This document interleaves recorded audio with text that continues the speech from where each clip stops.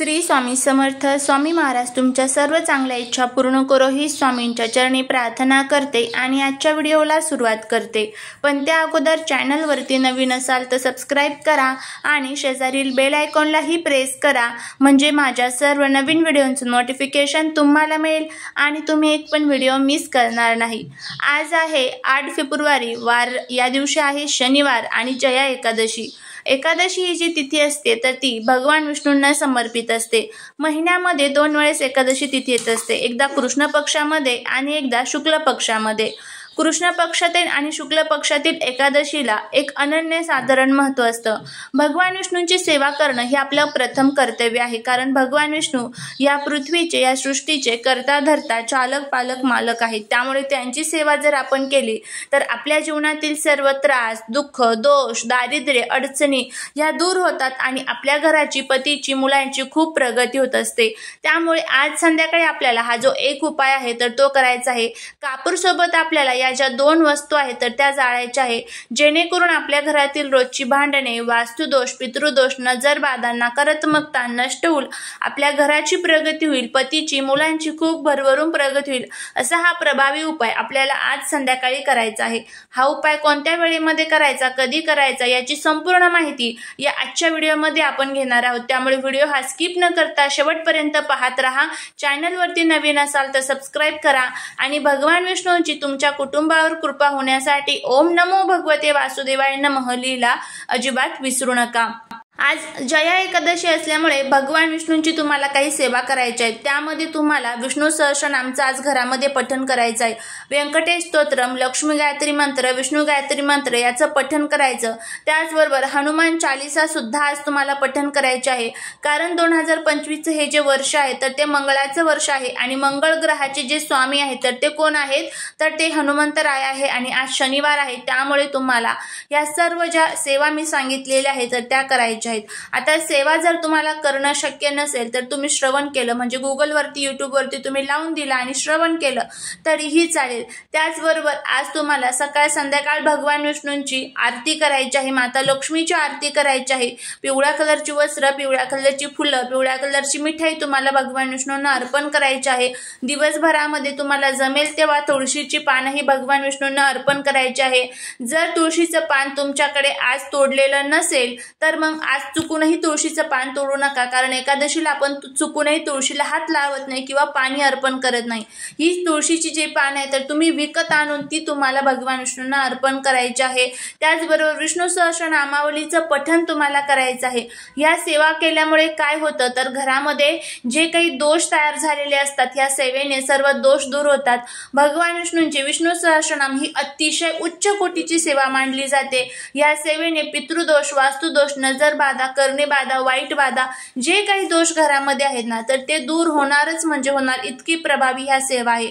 त्याचबरोबर तुम्हाला पिंपळाच्या झाडाला जल अर्पण करायचं आहे. संध्याकाळी पिंपळाच्या झाडाला तुम्हाला दिवा अर्पण करायचा आहे. त्याचबरोबर तिथे तुम्हाला एक सफेद कलरचे मिठाई, मग तुम्ही साखर ठेवा किंवा मग तुम्ही एखाद्या सफेद कलरचा पेढा वगैरे ठेवू शकता, खडी साखर ठेवू शकता, पण सफेद कलरची मिठाई आज तुम्हाला पिंपळाच्या झाडाखाली ठेवायची आहे. पिंपळाच्या झाडाला आज तुम्हाला 9 अगरबत्त्या ज्या आहेत तर त्या लावायच्या आहे आणि संध्याकाळी तुम्हाला तिथे एक छान मोहरीच्या तेलाचा दिवा अर्पण करायचा आहे. त्या पिंपळाच्या झाडाचं एक पान तुम्हाला तोडून तुमच्या घरी घेऊन यायचं आहे आणि ते तुम्हाला तुमच्या पर्समध्ये ठेवायचं आहे.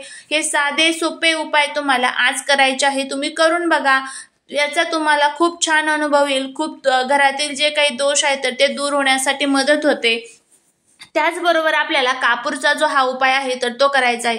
कापूर हा आपल्या घरामध्ये एक सकारात्मक ऊर्जा घेऊन येत असतो. कापूर घरामध्ये जाळल्यामुळे ज्या काही नकारात्मक शक्ती आहेत तर त्या दूर होतात. त्याचबरोबर घरामध्ये एक सुगंधित वातावरण, सुगंधित द्रव्य जे आहे तर ते दरवळत असतात. त्यामुळे घरामध्ये आपल्याला असे वाईट ज्या आपल्या मनामध्ये विचार येत असतात ना तर ते येत नाही. जर तुम्हाला असं वाटत असेल ना आपण खूप कष्ट करतोय, मेहनत करतोय, पण तरीही त्या कष्टाचं, मेहनतीचं फळ जे आहे तर ते आपल्याला मिळत नाहीये, घरामध्ये आलेला पैसा हा घरामध्ये टिकत नाहीये, सतत पैसा हा घरातून बाहेर खर्च होत आहे. त्याचबरोबर व्यापारात, व्यवसायात, नोकरीमध्ये जर तुम्हाला यश मिळत नसेल, त्यामध्ये तुमची प्रगती होत नसेल, घरामध्ये नवरा बायकोची सतत भांडणं होत असेल, आई वडिलांमध्ये सतत भांडणं होत असेल, त्याचबरोबर मुलांबरोबर सतत जर भांडण होत असेल, घरामध्ये काहीतरी वास्तुदोष असेल, पितृदोष असेल, नजर बाधा असेल, करणी बाधा असेल, हे जे काही दोष घरामध्ये तयार झालेले असतात त्यासाठी आपल्याला कापूर जाळणं हे खूप खूप महत्त्वाचं असतं। कापूर आपण रोज घरामध्ये जाळला ना तर आपल्याला अश्वमेध यज्ञ केल्याचं पुण्य मिळतं। पण प्रत्येकाला आताच्या या सध्याच्या धावपळीच्या जीवनामध्ये हे रोज करणं शक्य नसतं। त्यामुळे ह्या ज्या काही पवित्र तिथी असतात या पवित्र तिथींवरती आपण हे उपाय केलेच पाहिजे, त्यावेळेसच त्याचे जे फायदे आहेत तर ते आपल्याला होत असतात। आज पृथ्वी तलावरती जे विष्णू तत्व आहे तर ते अनेक पटीने सक्रिय असतात, त्यामुळे आज तुम्हाला हा जो उपाय आहे तर तो करायचाच आहे। हा उपाय केल्यामुळे बघा तुम्हाला किती छान याचे अनुभव येतील। आणि त्याचबरोबर आपल्या जर मुलांमध्ये तुम्हाला असं काहीतरी हट्टीपणा, चिडचिडपणा जाणवत असेल, त्याचबरोबर मुलांची प्रगती थांबलेली असेल, पतीची नोकरीमध्ये प्रगती होत नसेल, त्याचबरोबर तुमच्या मनामध्ये काही कठीणातील कठीण इच्छा असतील, कर्जमुक्ती असेल किंवा नोकरी प्राप्ती, धनप्राप्ती, लक्ष्मी प्राप्ती, त्याचबरोबर प्रमोशन, अशा ज्या काही तुमच्या अनेक शारीरिक इच्छा असतील, मानसिक इच्छा असतील तर त्या सर्व पूर्ण होण्यासाठी आणि घरातील प्रामुख्याने जे दोष आहेत, जी नकारात्मकता आहेत तर ती दूर होण्यासाठी आपल्याला हे जे उपाय असतात, ह्या ज्या सेवा असतात तर त्या करायच्या असतात। तर आता कापूर सोबत आपल्याला कोणत्या वस्तू जाळायच्या आहेत ते आपण बघूया। यासाठी तुम्हाला भीमसेनी जो कापूर असतो ना तर तो घ्यायचा आहे। आता तुमच्याकडे जर भीमसेनी कापूर नसेल तर अगदी तुम्ही साधा कापूर जो असतो ना तर तो घेतला तरीही चालेल। किती तर 5 तुम्हाला कापूरच्या वड्या घ्यायच्या आहेत। एक छोटीशी पणती घ्या, मातीची पणती जी असते ना तर ती पंचतत्वांपासून बनवलेली असते। त्यामध्ये माता लक्ष्मीला जे पंचतत्व प्रिय असतात तर त्याचा आशीर्वाद असतो, त्यामुळे पणती मातीची घ्या किंवा एखादं मातीचं भांड घ्या। अगदी नसेलच तुमच्याकडे मातीचं भांड किंवा पणती तर छोटीशी एखादी प्लेट घेतली तरीही चालेल। संध्याकाळी हा उपाय तुम्हाला 5 नंतर 12 वाजेपर्यंत तुम्ही कधीही हा उपाय जो आहे तर तो करू शकता। तर त्यामध्ये तुम्हाला तुपामध्ये भिजवून हा जो कापूर आहे तर त्यामध्ये ठेवायचा आहे। त्यानंतर तुम्हाला काय करायचं आहे तर ज्या 2 वस्तू आपल्याला लागणार आहे त्यामध्ये सर्वात पहिली वस्तू आहे ती म्हणजे आपल्याला घ्यायची आहे दालचिनी। दालचिनीच्या 5 छोट्या छोट्याशा तुम्हाला स्टिक जे असतात ना म्हणजे काडी, तर त्या छोट्या छोट्या 5 काडी तुम्हाला करून घ्यायच्या आहे आणि त्या कापूर सोबत तुम्हाला ठेवायच्या आहे। त्याचबरोबर पुढची वस्तू आपल्याला जी लागणार आहे ती म्हणजे लवंग। 5 लवंग तुम्हाला घ्यायच्या आहेत, फुलवाल्या अखंड लवंग असाव्यात, कुठेही तुटलेल्या, फुटलेल्या, किडलेल्या अशा लवंग अजिबात नको।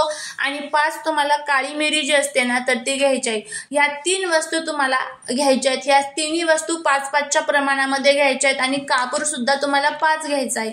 त्यानंतर तुम्हाला काय करायचं आहे, या सर्व वस्तू ज्या आहेत तर त्या एकत्र ठेवायच्या आहेत। नंतर तुम्हाला देवघरासमोर बसायचं आहे। देवघरासमोर एक छान दिवा, धूप, दीप, अगरबत्ती करून घ्यायची आहे। आपल्या मुख्य दरवाजामध्ये धूप, दीप, अगरबत्ती, दिवा करून घ्यायचा आहे। तुळशीजवळ दिवा लावून घ्यायचा आहे। आणि ज्यावेळेस या मंगलमय वातावरणामध्ये ज्यावेळेस आपण हा उपाय करू, बघा याचे किती छान फायदे जे आहेत तर ते तुम्हाला बघायला मिळतील। त्यानंतर जो दिवा आपण देवघरामध्ये प्रज्वलित केलेला आहे तर त्या कापूर घ्यायचा आहे, त्या दिव्याच्या साहाय्याने आपल्याला तो कापूर प्रज्वलित करायचा आहे। काडीच्या पेटीच्या साहाय्याने कापूर हा कधीच प्रज्वलित करायचा नसतो, हे लक्षात ठेवा। त्यानंतर काय करायचं आहे तर ह्या सर्व वस्तू ज्या आहेत तर त्या आता जोपर्यंत पेटत आहे, पेट घेत आहे तोपर्यंत तुम्हाला तिथे ओम श्रीम नमः, ओम श्रीम नमः या मंत्राचा जप करत राहायचा आहे। हा माता लक्ष्मीचा अतिशय प्रिय मंत्र मानला जातो। त्यानंतर संपूर्ण घरातून तुम्हाला या ज्या कापूर आपण जाळलेला आहे तर त्याची धुनी तुम्हाला द्यायची आहे आणि आपल्या मुख्य दरवाजावरती घेऊन यायचं आहे। आपल्या मुख्य दरवाजावरती आल्यानंतर तिथे मुख्य दरवाजाच्या मध्यभागी ह्या ज्या वस्तू आहेत तर त्या तिथे ठेवायच्या आहे आणि तिथे तुम्हाला श्री स्वामी समर्थ, श्री स्वामी समर्थ किंवा ओम श्रीम नमः, ओम श्रीम नमः या मंत्राचा जप करत राहायचा आहे। अशा पद्धतीने आपल्याला हा उपाय करायचा आहे। हे सर्व साहित्य थंड झालं की त्यानंतर हे सर्व साहित्य निर्मल्यात टाकून द्यायचं। जी प्लेट वगैरे असेल ती परत तुम्ही वापरू शकता। करून बघा, तुम्हाला याचा फायदा होईल। झालेली सेवा ही महाराजांच्या चरणी रुजू करते। व्हिडिओ जर आवडला असेल तर लाईक, शेअर आणि सबस्क्राईब करायला विसरू नका। भेटूया पुढच्या एका छानशा नवीन व्हिडिओ सोबत। श्री स्वामी समर्थ।